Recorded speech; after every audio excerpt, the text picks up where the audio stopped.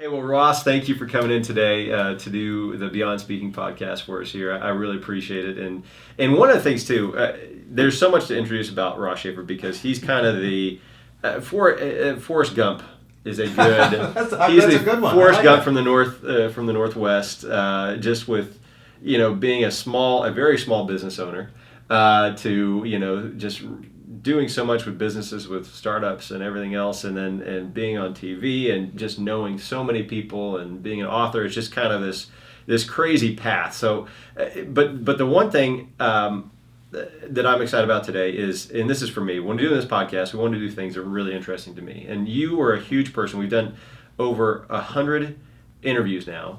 And you were one of my very first or second. I'm trying to remember. I think I did two on the same day. And you were very influential to me in how I've conducted interviews over the past 5 or 6 years. That's very flattering. And so what I want to do for this, I wanted to share that wisdom and more so today, talking about how to do a great interview, because you've interviewed so many people. From the corporate space, not only are you a great speaker and business author, but obviously with the late show background and so many other things that you've done, you're great at interviewing. So I guess just take us from the start. If somebody said, okay, you've got to go do an interview, what's the first thing that comes to your mind? What's the first thing you do? It's I got some broadcast training with several networks, and I was the benefactor of a lot of different people, and I studied it when I was a kid. And the thing that became so apparent to me was that if we're sitting down like this, if you're sitting down at a corporate event where you're interviewing executives or you're moderating a panel, or maybe you've got a celebrity guest that comes in and somebody has been assigned to interview them, every single time you have to think, this is a professional conversation. So if this is going to be a professional conversation, I'm going to come at this like a professional. What that means is like any other job, there's got to be a lot of preparation. You have to know what your outcome is supposed to be, or what did you want it to be, and you should have a plan step by step about how you should execute this professional conversation. So I always think of it, this is not, we're not sitting down, but imagine yourself, you're at a party and you're watching people talk to each other. Could you just stand there and watch two people talk to each other? How long could you do that?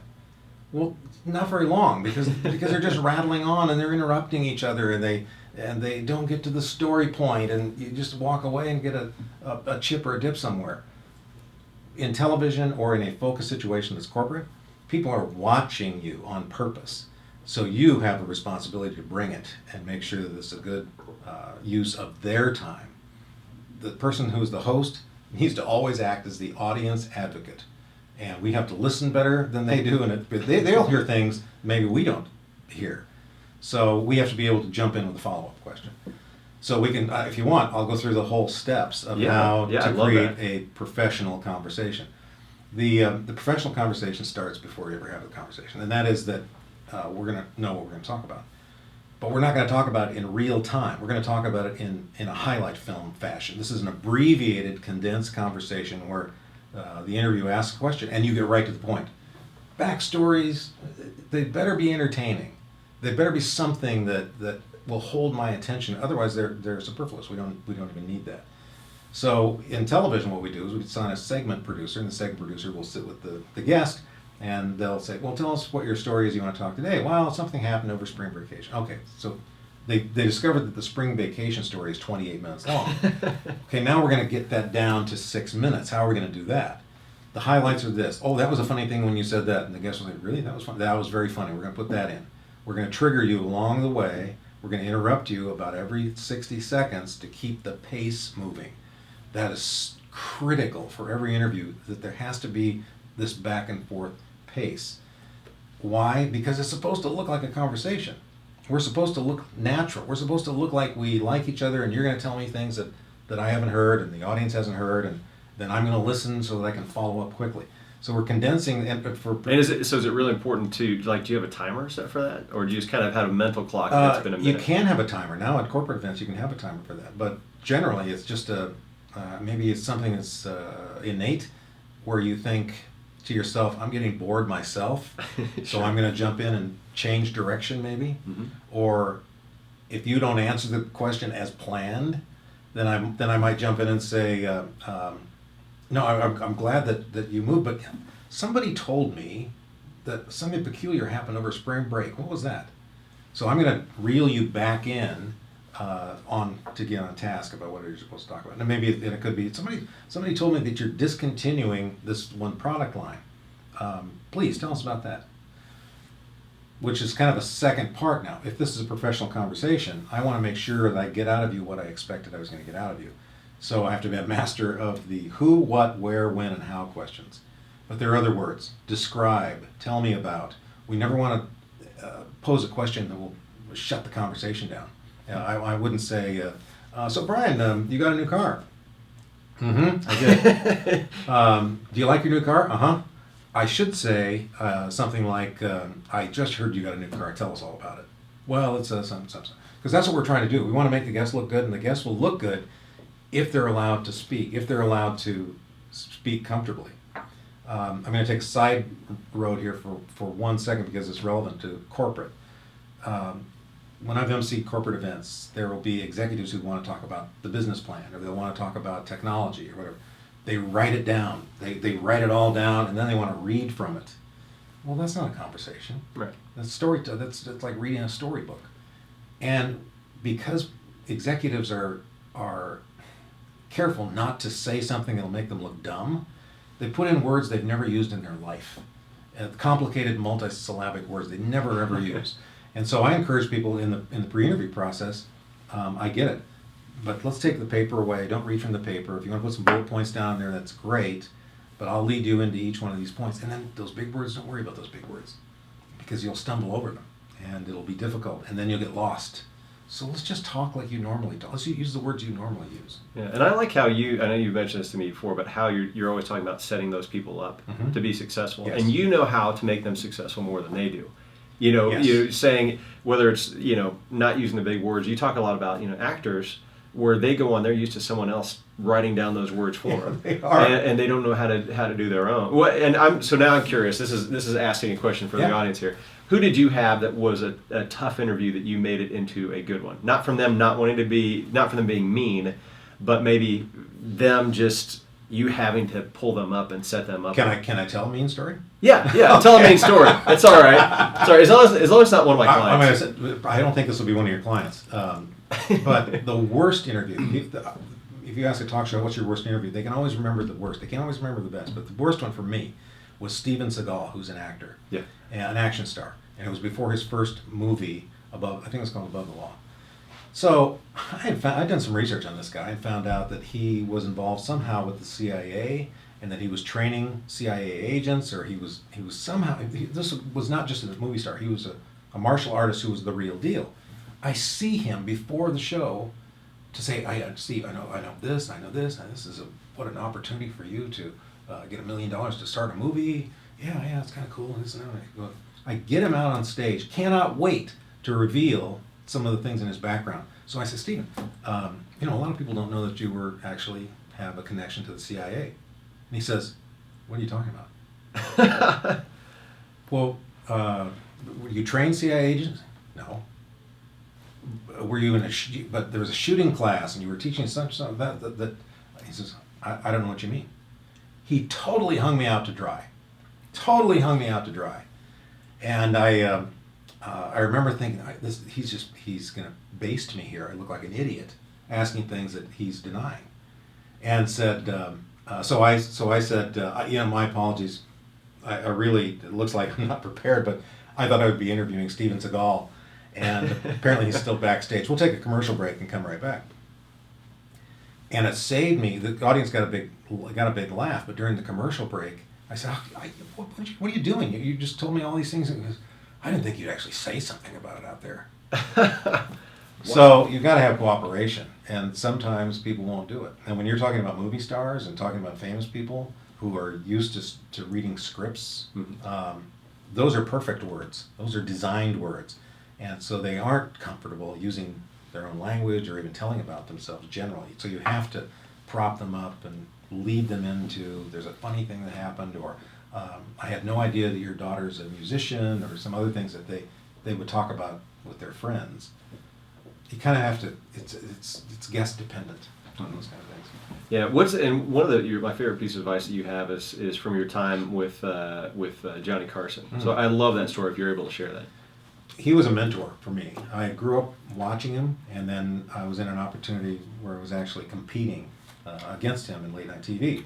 I was on the Fox network. He's on NBC, obviously, and I saw him. I saw him a couple times, but I saw him at Wolfgang Puck's restaurant in Malibu, and I went up to him and I said, because he knew who I was, and at that time, and he said, "Oh, how you doing?" I'm doing fine. Can I ask, how do you think you've been able to stay on the air for 30 years? And he says, "Well, I never tried to be the best guest of my own show." That was what he said. And I thought, that's it. That's the key. If you're not trying to be about you, then it's always about the guest. It works that way in commerce. It works that way in talk shows. That Johnny's going to be there tomorrow night, and every night, so he doesn't have to show up and be the star every night. And I think that having an other-centered approach to any talk show guest serves anybody well. How do you make someone feel? Obviously setting them up for success is really important. How do you make them feel comfortable? I know that's part of it. That's a great question, and it's easier than most people think. But you need to be approachable.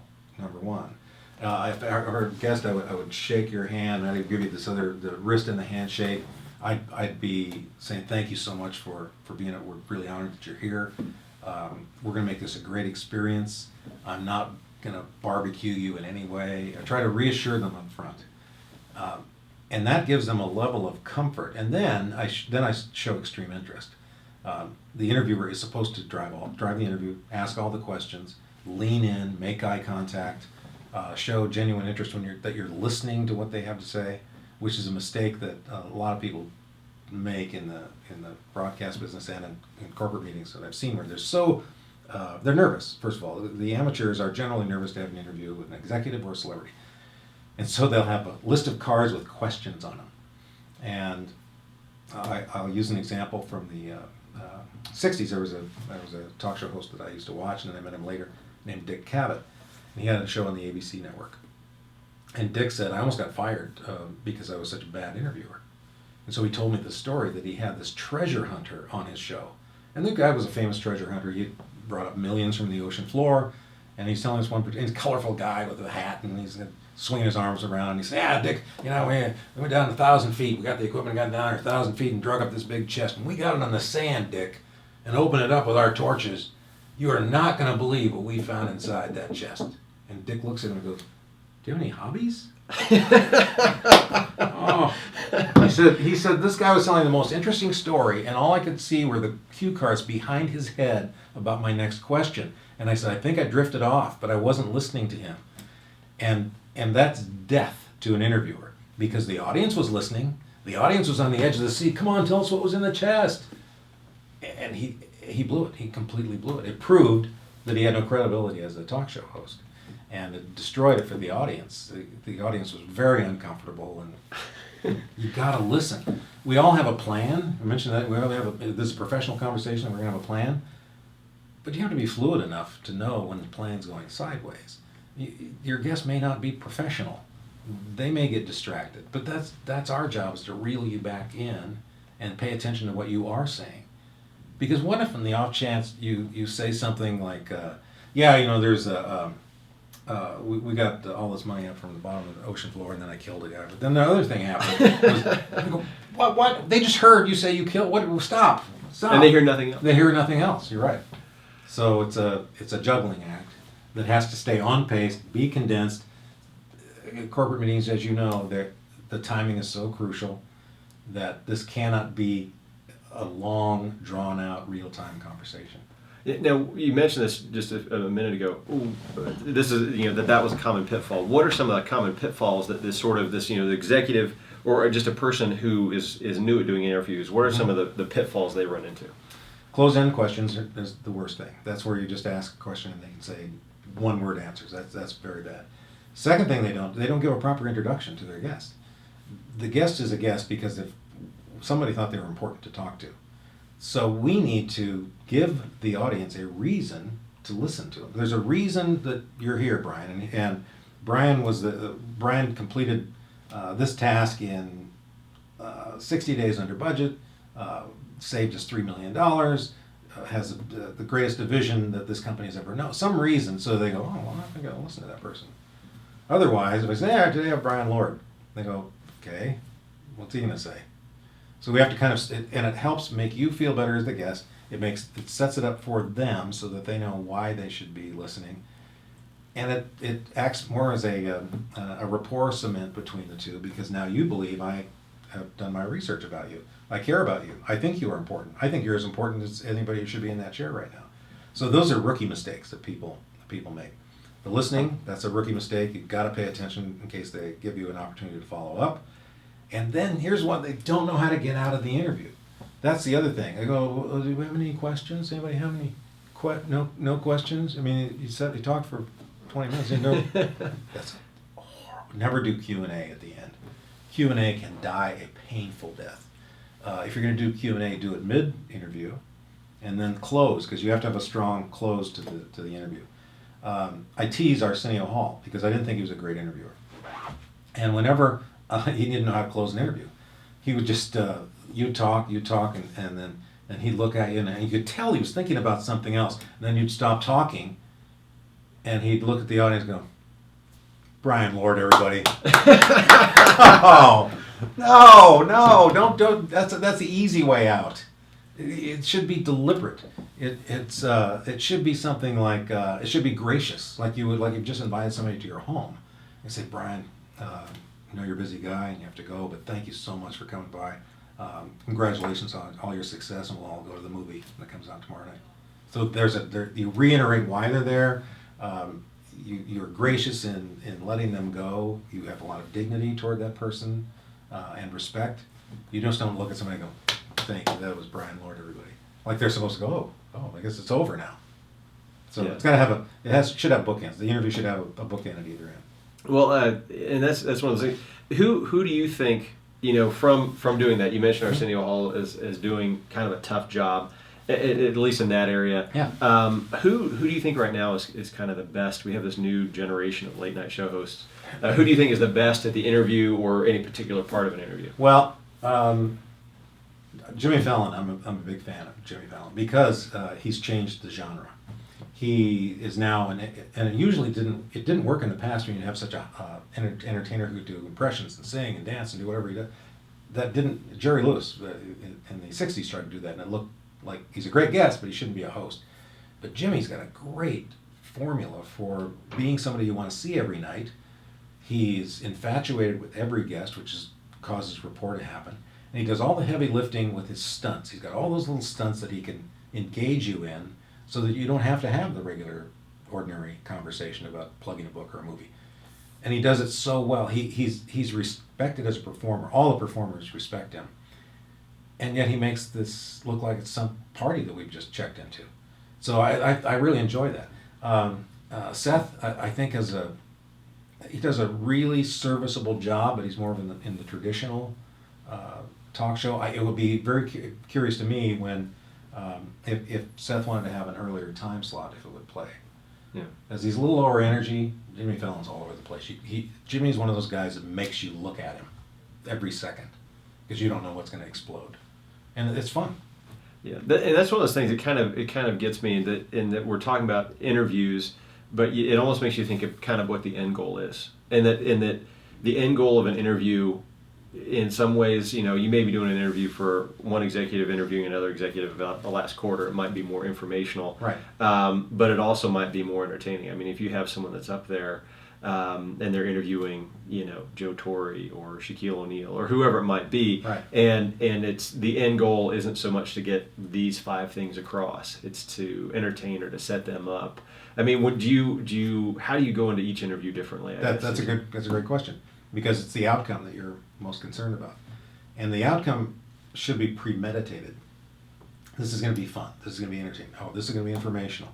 This is going to be revealing, or this is going to be shocking. There are lots of different end goals, and it depends on if it's a corporate meeting.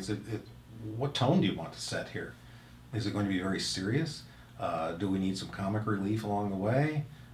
Is it an opportunity to hear things from a superstar or like Shaquille O'Neal that we've never heard before?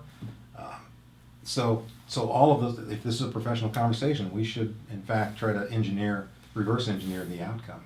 If we're trying to have a call to action by the people in the audience, that's also very different, because we're going to set up a premise, we're going to prove the premise, and then we're going to ask them to do something. It's not different when you're at a fundraiser. And so we're going to tell you the story, here's what we've done about the story, here's how you can participate in the story. So it's almost the rudimentary beginning, middle, and end formula. Works for an interview, works for a story, but you can't go into a professional conversation just hoping you'll wing it, because it'll awful. You'll want to get out of it, and you won't get anybody to watch it.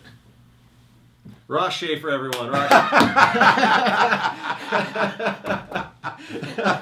Actually, you did that so much better than Arsenio's ever done it. Oh no! Now I make myself funny. cough. That's the worst. Worst way to end an interview No. ever. So anyway, Ross, well, thank you so much for that, and obviously, for those of you listening to me cough in this interview here.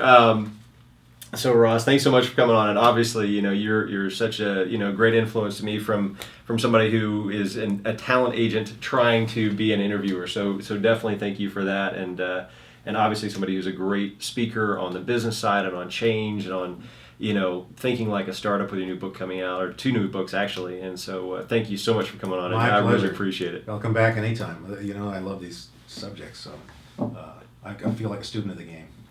Great. Well, thanks a lot, Ross. I appreciate it. Pleasure. Thank you. Thank you.